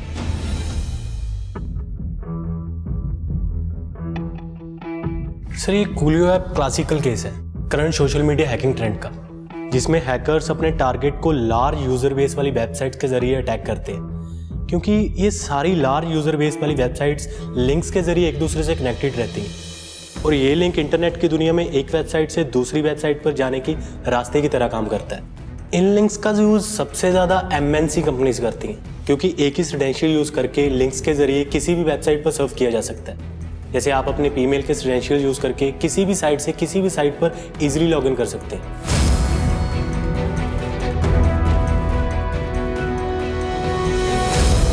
आजकल होने वाली ज़्यादातर हैकिंग्स इन्हीं सब सोशल प्लेटफॉर्म्स पे की जाती हैं। इन सोशल प्लेटफॉर्म्स पे अलग अलग किस्म के फर्जी वेबसाइट के लिंक्स डाले जाते हैं। इस पे अलग अलग ऑफर्स होते हैं, जैसे सेल का, शादी का, नौकरी का।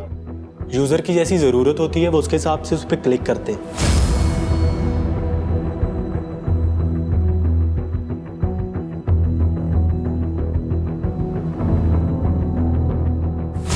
और यूज़र के इन लिंक्स पर क्लिक करते ही हैकर के पास उसके सिंगल लॉगिन क्रेडेंशियल्स पहुंच जाते हैं, जिसके ज़रिए हैकर यूज़र के प्राइवेट कंटेंट जो उसके क्लाउड में, फ़ोन में, कहीं भी हो सकता है। जब ये सारी इंफॉर्मेशन हैकर के हाथ लगती है तो वो ईजिली यूज़र को ब्लैकमेल कर सकता है। कई बार ऐसे फर्जी लिंक्स मेल भी किए जाते हैं जिन पे क्लिक करते ही यूज़र का सारा लैपटॉप हैक हो जाता है, जिसमें उसका camera, hard drive, financial records कुछ भी हो सकता है। इस हैकिंग को मालवेयर या फिशिंग कहते हैं। फिशिंग यानी जैसे मछली को दाना डाल के फंसाया जाता है वैसे? जी सर। सिंह, आजकल ब्लैकमेलिंग के तरीके कितने एडवांस हो गए हैं।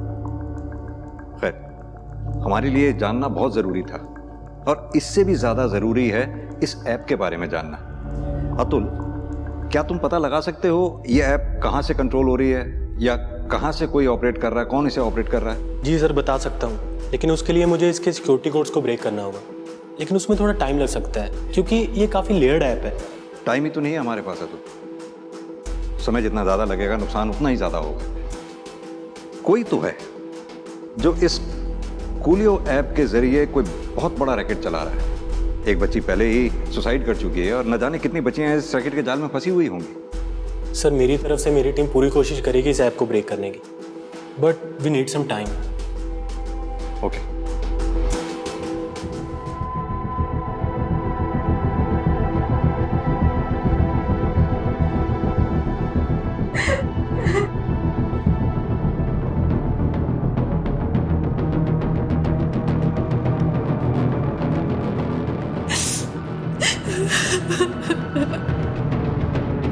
मीतू, मीतू, मीतू बेटा क्या हुआ? तुम ऐसे रो क्यों रही हो बेटा? कुछ नहीं माँ, नहीं जॉब है ना तो उसी का स्ट्रेस है। अरे बेटा, ऐसी कैसी नौकरी है ये कि तू इतना रो रही है? तू छोड़ दे ये नौकरी। नहीं छोड़ सकती माँ, प्रॉब्लम आ जाती।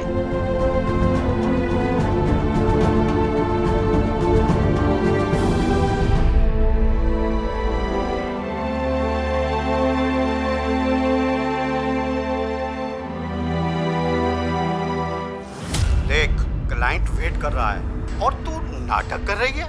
चुपचाप मजे कर और करने दे, पैसा देंगे ना तुझे। नहीं चाहिए मुझे तुम्हारे पैसे, और तुम जो चाहते हो वो मैं कभी नहीं करूंगी। देख, मैंने सारे पैसे एडवांस में दिए हैं, तो अब बातें मत बना। मेरा माल किधर है ये बता, और अगर नहीं दे सकता तो मेरे पैसे वापस कर। पैसा तो वापस करने की पॉलिसी नहीं है हमारी, लेकिन दूसरे माल में से देख लो, जो आपको सही लगे भिजवा देता हूँ। माल तो मुझे वही चाहिए, और अगर नहीं दे सकता ना तो मेरे पैसे वापस कर, नहीं तो तेरी पोल पट्टी खोल दूंगा मैं। हम दोनों ही जानते हैं कि तू कुछ कर नहीं सकता मेरा, तो ये नाटक क्यों कर रहा है? अगर दूसरा माल लेना है तो बता, वरना अपने पैसे भूल जा।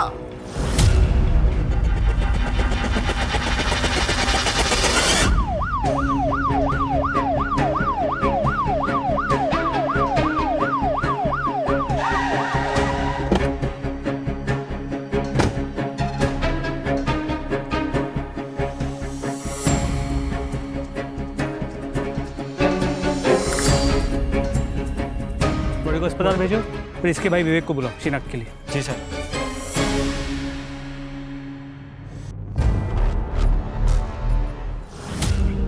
दीदी, दीदी, दीदी, दीदी, दीदी।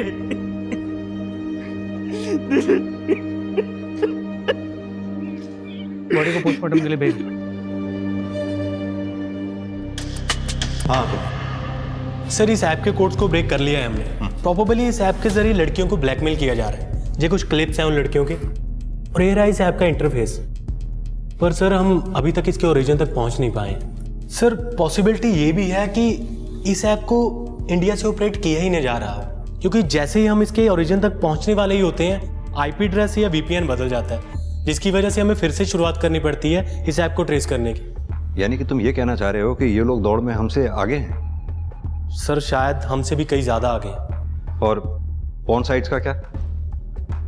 उसमें मैंने कई लाइव वीडियोस देखे हैं, कुछ अपकमिंग वीडियोस भी हैं, उसे भी ट्रेस नहीं कर सकते?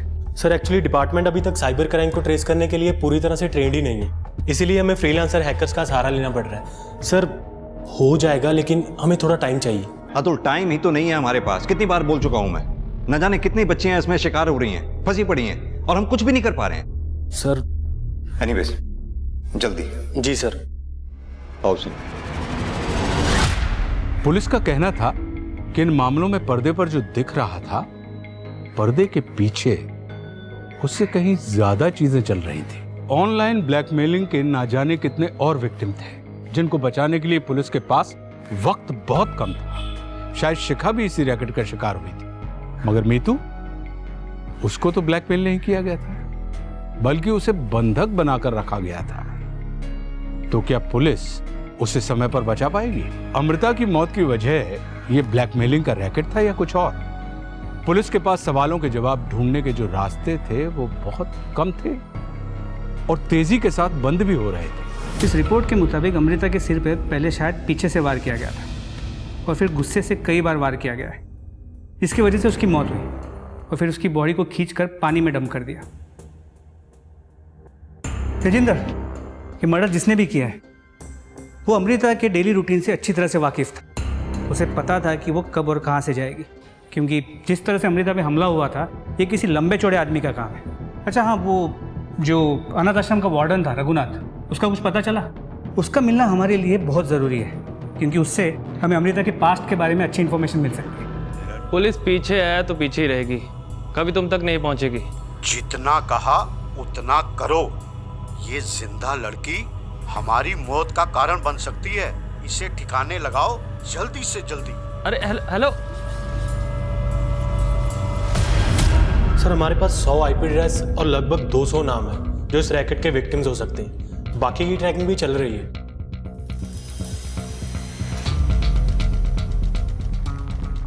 शिखा,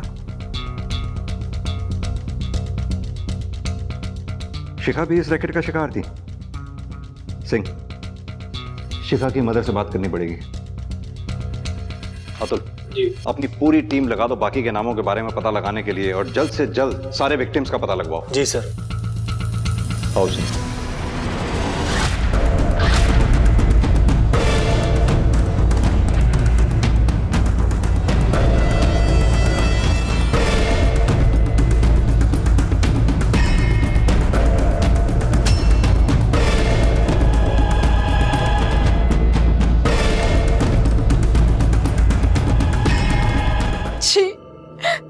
मेरी बेटी इतना गंदा काम कर रही थी। रति जी, आप गलत समझ रही हैं। शिखा ये सब अपनी मर्जी से नहीं कर रही थी। वो बेचारी तो खुद ऑनलाइन ब्लैकमेलिंग करने वाले रैकेट का शिकार थी जो उसे ये सब जबरदस्ती करवा रहा था। पर उसने मुझे कभी कुछ नहीं बताया। कम से कम एक बार बताती तो सही। नहीं बता पाई, इसलिए तो उसने सुसाइड कर लिया ताकि इन सब झमेलों से उसे छुटकारा मिल सके। रति जी, लड़कियों की इसी झिझक का ये क्रिमिनल्स फायदा उठाते हैं, लेकिन आप भरोसा रखिए, शिखा को न्याय जरूर मिलेगा। सर, साइबर सेल टीम ने आईपी एड्रेस के थ्रू कुछ विक्टिम्स का पता लगाया, लेकिन उनमें से कोई भी खुलकर सामने आने के लिए तैयार नहीं है। उनमें से एक विक्टिम मीतू, वो तो पास वाले शहर से ही है। जब उससे कांटेक्ट करने की कोशिश की गई तो पता चला कि वो पिछले कुछ दिनों से अपने घर से गायब है। गायब है? सिंह, कहीं मीतू को गायब होना और इस रैकेट का आपस में कोई कनेक्शन तो नहीं है? मुझे तो लगता है सिंह, मीतू की जान को खतरा है। एक काम करो, इस मीतू को तुम पर्सनली ट्रैक करो। जी सर।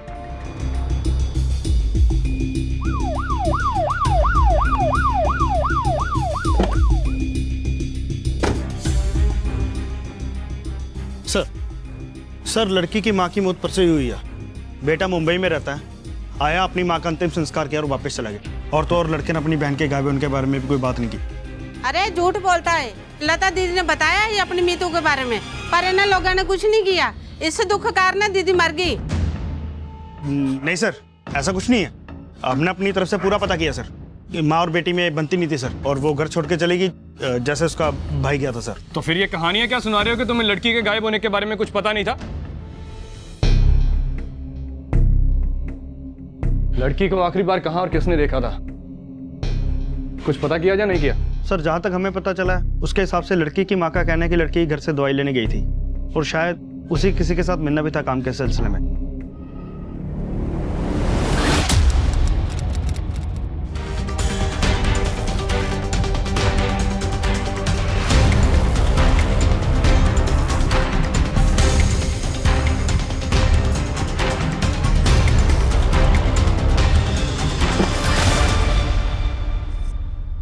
मीतू के कॉल रिकॉर्ड्स, किससे मिल रही थी, किससे मिलने गई थी काम के सिलसिले में, उसके एक एक कदम की जानकारी चाहिए मुझे। आपको अंदाज़ा नहीं है आप तक पहुंचने में हमें कितनी मुश्किल हुई है। इतने सालों तक अनाथ आश्रम में बच्चों की देखभाल करते करते थक गया था मैं। बस थोड़ा आराम चाहिए था सर। जब आप अनाथ आश्रम में थे तब वहाँ अमृता और विवेक नाम के 2 बच्चे थे, उनके बारे में कुछ बता सकते हैं? हाँ, मुझे बहुत अच्छी तरह से याद है दोनों। लेकिन अमृता विवेक से बहुत पहले अनाथ आश्रम छोड़कर चली गई थी क्योंकि वो बड़ी, और अनाथ आश्रम छोड़ने के बाद भी वो विवेक से हर हफ्ते मिलने आती थी।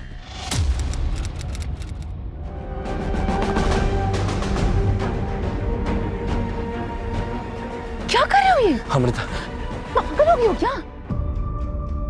भाई बहन जैसे। भाई बहन जैसे हैं, है तो नहीं ना?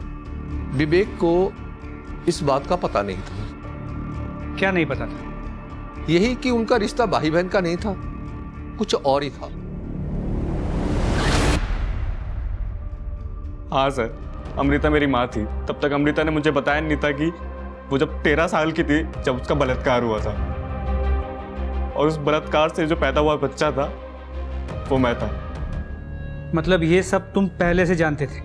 अमृता नहीं चाहती थी किसी को भी ये बात पता चले, उसके मरने के बाद, इसलिए मैं चुप रहा। लेकिन मुझे लगता है कि मेरे को आपको ये पहले ही बता देना चाहिए था। सही कहा तुमने। हमसे ये बातें छुपा के तुमने बहुत बड़ी गलती की है। हमारी इन्वेस्टिगेशन को भटकाया है। पूरे घर का हर एक कोना चेक करो, देखते हैं और क्या छुपाया है इसने। सर, मेरे घर में क्या मिलेगा आपको? मेरी माँ थी सर वो, मैं क्यों मारूंगा उसको? हमारे पास सर्च वारंट है, बीच में मत आओ। पहले से बहुत झूठ बोल चुके हो तुम। सर,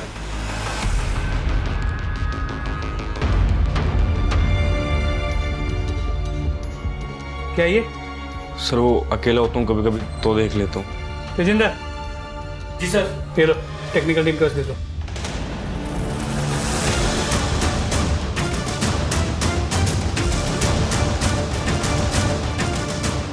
सर, विवेक के लैपटॉप को टेक्निकल टीम ने चेक किया है और पता चला ये पॉन्साइट की मामूली पॉन्साइट नहीं है। इस पॉन्साइट को लेकर दूसरे थाने में भी इन्वेस्टिगेशन चल रही है। कैसी इन्वेस्टिगेशन? सर, कई क्रिमिनल एक्टिविटीज और मिसिंग केसेस जुड़े हैं इस पॉन्साइट के साथ। ऑनलाइन पोर्नोग्राफी के लिए ब्लैकमेलिंग का भी डाउट है पुलिस को। कहीं अमृता का केस इस वेबसाइट से कनेक्टेड तो नहीं है? विवेक वो हमें बता सकता है, लेकिन वो बताएगा नहीं क्योंकि वो खुद इस वेबसाइट का यूजर है। सर, दूसरे पुलिस स्टेशन चलें, शायद कुछ पता चल जाए। ट्राई करते हैं।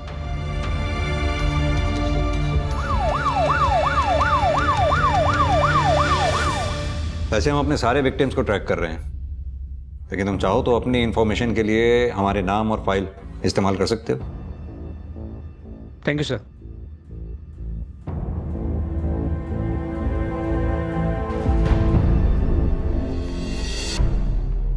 आओ अतुल। सर, बड़ी मुश्किल हो रही है इस ऐप को ट्रेस करने में। मुश्किल हो रही है, लेकिन तुमने तो कहा था तुम इसे आसानी से हैक कर लोगे। सर, कर तो लेते हैं, लेकिन ये हैकर बहुत ही स्मार्ट है। जनरली जब हम इस तरह की साइट्स को हैक करते हैं तो हम उसके आईपी एड्रेस को ट्रेस करते हैं। आईपी एड्रेस मतलब जिस डिवाइस से हैकर ने अपने टारगेट के आईडी पासवर्ड को हैक किया होता है। लेकिन ये हैकर डायनामिक आईपी एड्रेस का यूज कर रहा है, और डायनामिक आईपी एड्रेस को ट्रेस करना लगभग नामुमकिन होता है। ना तो डोमेन का पता चलता है, ना ही होस्टिंग कंट्री का। अतुल, हमें मुश्किलें बताने के बजाय इन मुश्किलों से निकलने का रास्ता बताओ। सर, मुझे लगता है जैसे ये हैकर्स अपने विक्टिम्स को दाना डालते हैं, फिर उनका सिस्टम हैक करते हैं, हमें भी इन्हें दाना डालना होगा। मतलब? सर, मतलब लाइव हैकिंग। हम इस वेबसाइट की लाइव हैकिंग करेंगे जब ये हैकर ग्रुप अपने विक्टिम को टारगेट कर रहा हो। यानी कि जब हैकर दाना चुग रहा हो, रिवर्स फिशिंग यानी? जी सर, कोई और रास्ता भी नहीं है। हम एक फेक विक्टिम को तैयार करेंगे और उम्मीद करनी होगी कि ये हैकर ग्रुप उसे टारगेट करेगा। Excuse me. हाँ सिंह, बोलो।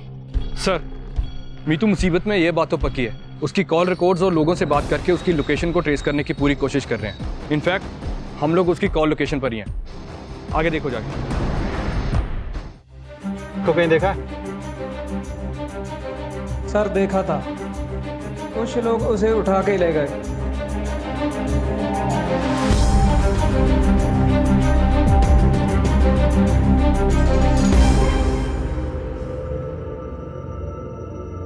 रुको, थोड़ा पीछे लो,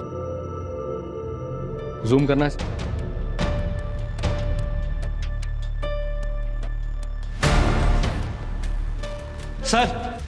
सर जिस गाड़ी से मितू को किडनैप किया था उस गाड़ी का पता चल चुका है। वो गाड़ी जग्गू सिंह के नाम पे रजिस्टर्ड है। वो हमारे थाने का हिस्ट्री शीटर है। इस जग्गू सिंह को जल्द से जल्द ढूंढो, सारे खबरियों को काम पे लगा दो जल्दी। तब तक मैं राजीव सर से बात करता हूँ। ठीक है सर।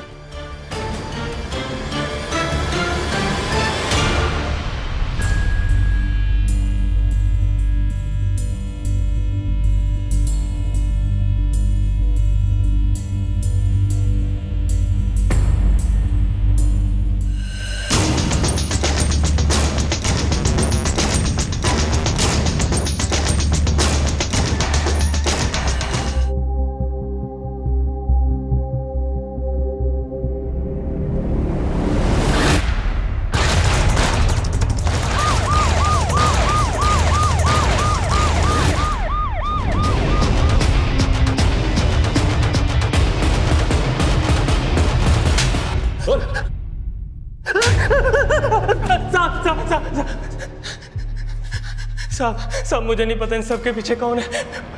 मुझे मारने के बाद आपको कुछ नहीं मिलेगा। कुछ नहीं मिलेगा? मिलेगा ना, भले ही थोड़ी देर लगेगी, मिलेगा जरूर। बता। साहब मैं सच कह रहा हूँ। मुझे सिर्फ कॉल आती थी और मुझे जैसा बोलते थे मैं वैसे ही करता था, सिर्फ पैसों के लिए। किस नंबर से कॉल आती थी तुझे? कौन है वो? सीधी तरह से बता। नंबर से नहीं सर, इंटरनेट से कॉल आती थी। मुझे तो पता भी नहीं था कि उस तरफ कौन होता था। हाँ लेकिन पैसे बरोबर मिलते थे साहब। सिंह, इसकी अच्छी तरह से धुलाई करो। नाबालिग बच्ची से रेप करने का, टॉर्चर करने का चार्ज लगाओ उस पर। अब यही इसकी कमाई है, तोड़ेगा जिंदगी भर जेल की रोटियां।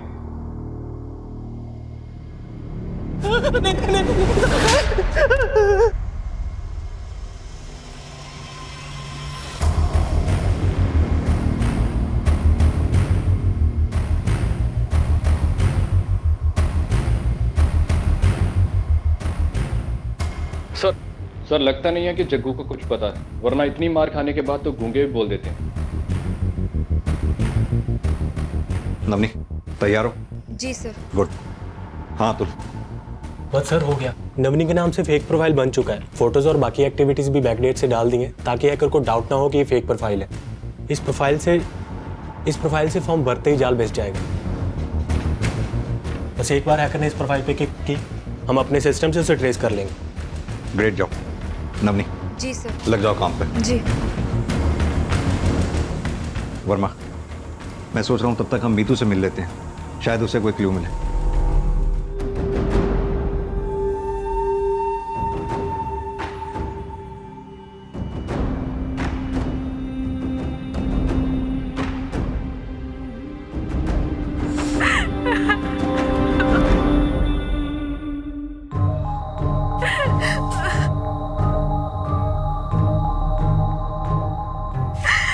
मीतू,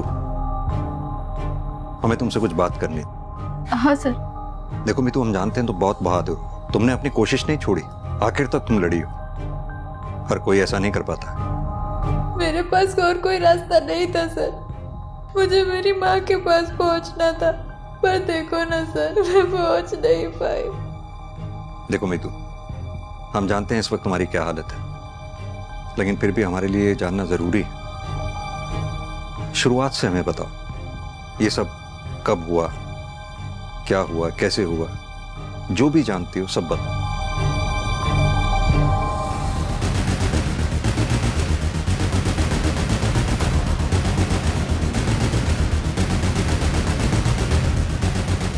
सेम मॉडस ऑपरेंडी का इस्तेमाल मीतू को जाल में फंसाने के लिए किया गया, लेकिन उससे भी हमें जग्गू के नाम के अलावा कुछ नहीं मिला। अतुल, 24 घंटे से ज्यादा हो गए हैं और अभी तक हैकर ने किसी भी तरह का इंटरेस्ट शो नहीं किया। अब बस आखिरी उम्मीद यही है हमारे पास। सर हम तो पूरी नजर रख रहे हैं, लेकिन क्या करें, अभी तक हैकर ने कोई रिस्पॉन्स किया ही नहीं। नवनी। जी सर। अब तुम्हें ही कुछ करना होगा। हैकर को अपनी डेस्परेशन शो करनी होगी जॉब के लिए। मसलन जैसे तुम्हें जॉब की सख्त जरूरत है, तुम कुछ भी करने के लिए तैयार हो।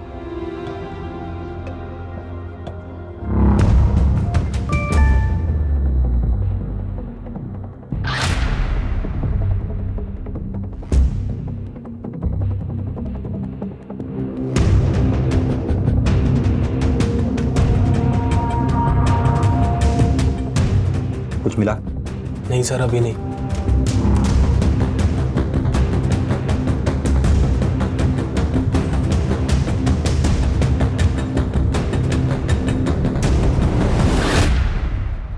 सर हैकर ने दाना चुग लिया।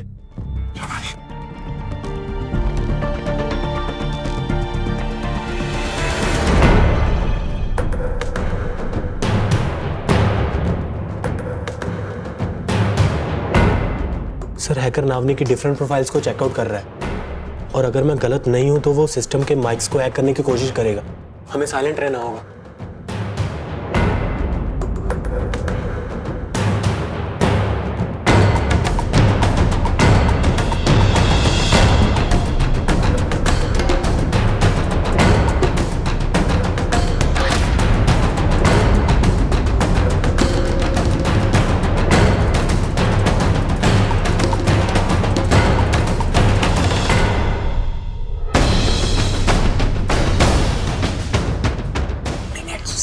सेंडिंग।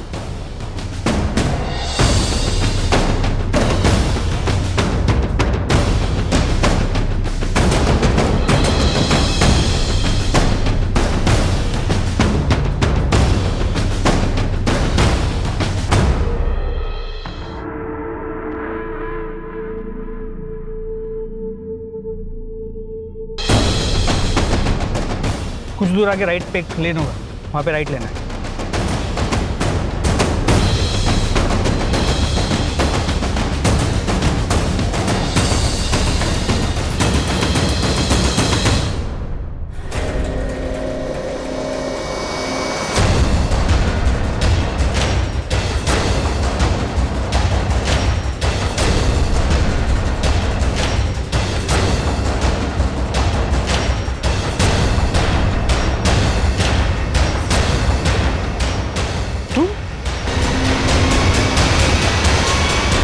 देख, अगर मैं 3rd डिग्री का इस्तेमाल करूंगा ना तो बहुत दर्द झेलना पड़ेगा तुझे। क्यों दर्द झेलना चाहता है? सीधी तरह से बता ना, क्या कर रहा था, क्यों किया ये सब, बोल।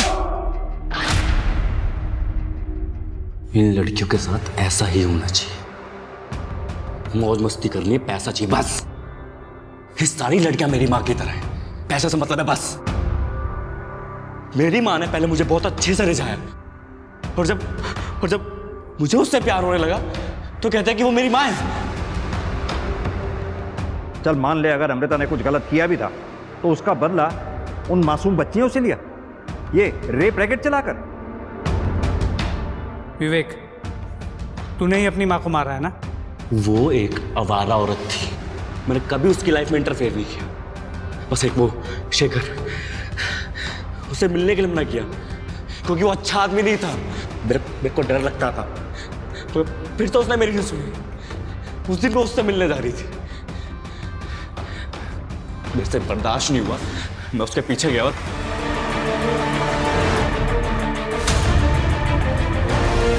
पहले बोल देती कि वो मेरी माँ है, मैं नहीं करता प्यार।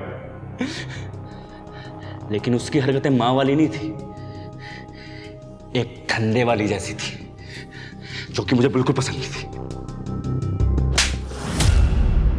शर्म आनी चाहिए थी। अमृता ने तुझे पढ़ाया लिखाया और उसी पढ़ाई लिखाई से तू हैवान बन गया। अमृता के साथ साथ मासूम बच्चियों की जिंदगी बर्बाद कर दी। सिंह, पता करो इससे इस रैकेट में इसके साथ साथ और कौन कौन लोग शामिल थे। अमृता के अनुसार विवेक बलात्कार से पैदा हुआ बच्चा था, मगर इसमें विवेक की कोई गलती नहीं थी। अमृता को विवेक से सच छिपाना ही नहीं चाहिए था, मगर अनाथ ना होते हुए भी विवेक अनाथालय में पला बढ़ा। एक असामान्य बचपन और अपनी मां अमृता के बर्ताव ने औरतों के प्रति विवेक की सोच को जहर में बदल दिया था। अमृता ने विवेक की अपराधी प्रवृत्ति को जन्म दिया था, मगर उसके बाकी के विक्टिम्स की चुप्पी ने विवेक को मौका दिया। अगर एक लड़की भी वक्त से पुलिस के पास पहुंच गई होती तो विवेक 850 से ज्यादा लड़कियों को अपना शिकार नहीं बना पाता। इन 850 लड़कियों में से आज भी कई लड़कियां इज्जत और समाज के डर के कारण सामने नहीं आना चाहती। आंकड़े बताते हैं कि पिछले 2 वर्षों में साइबर क्राइम 600% तक बढ़े हैं। इसलिए हमें ऑनलाइन कुछ भी करने से पहले सतर्क रहने की जरूरत है। ऑनलाइन हैकिंग के बारे में जागरूक रहें, खुद को और अपने परिवार के सदस्यों को अपराध से बचाएं। अब मैं आशुतोष राणा आपसे विदा लेता हूं। हम फिर मिलेंगे एक नई कहानी के साथ जो आपको रखेगी सतर्क और जिंदगी को सुरक्षित। तब तक अपना और अपनों का ख्याल रखिए और देखते रहिए क्राइम पेट्रोल सतर्क। जय हिंद। इस तरह के और भी एपिसोड देखने के लिए हमारे चैनल को सब्सक्राइब करें और बेल आइकन दबाना ना भूलें।